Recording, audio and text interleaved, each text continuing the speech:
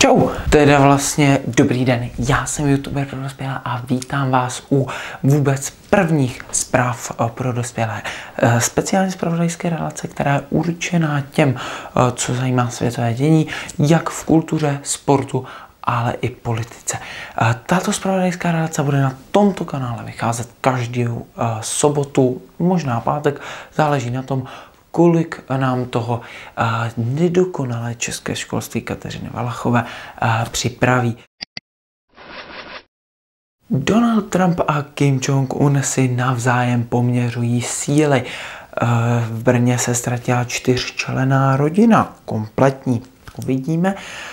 Byla shozena matka všech bomb, nejsilnější nejaderná bomba v arzenálu Spojených států amerických, konkrétně byla shozena na Afghánistán.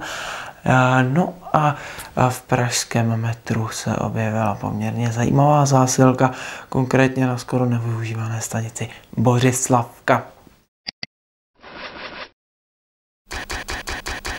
Byla shozena matka všech bomb. Největší nejaderná a nejsilnější nejaderná puma v arzenálu Spojených států.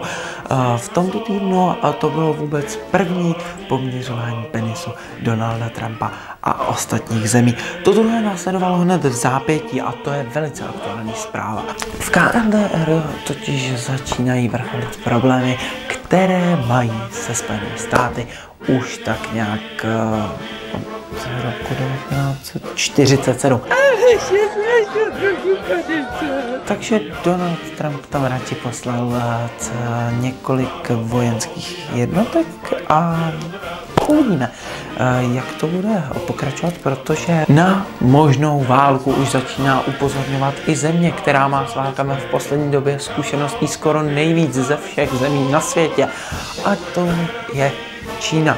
A co na to tady říká Kim Jong-un, milovaný vůdce všech Severokorejců a člověk, který dokáže zmanipulovat asi nejvíc lidí ze všech? No, říká na to jednoduchou věc.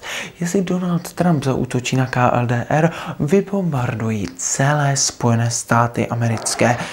No tak mu přejme, aby když se to náhodou stane, tak aby zůstal aspoň naživu. Protože víme všichni, co by pak mohlo následovat. Jo.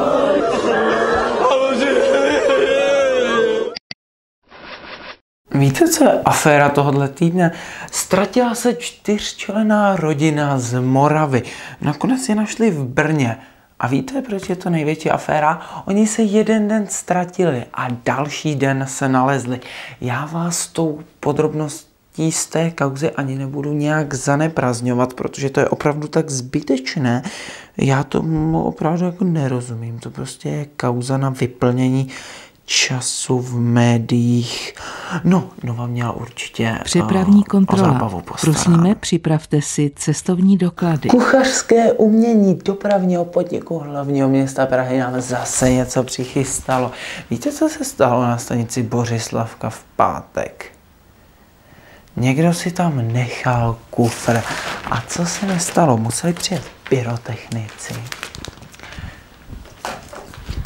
tu bombu zneškodnit. Jenže pak zjistili, že žádná bomba v tom kufru nebyla.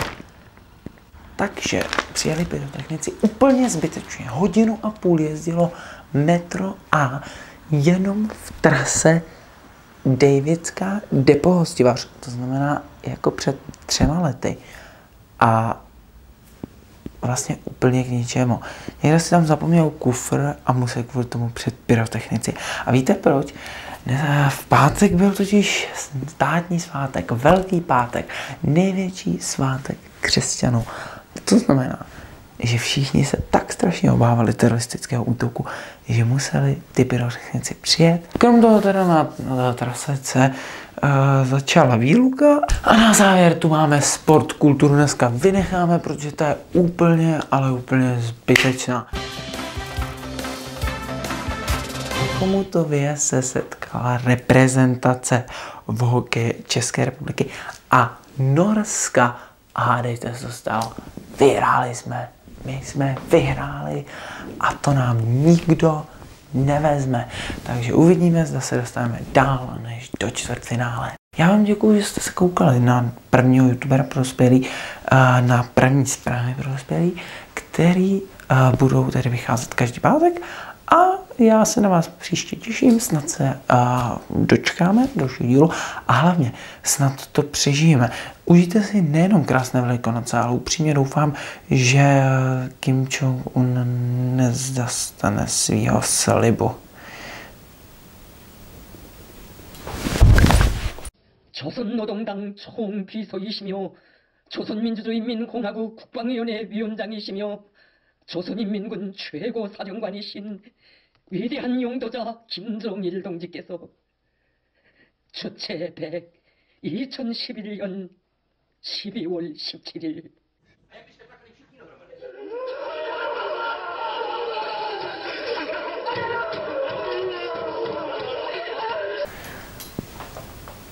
Naschle.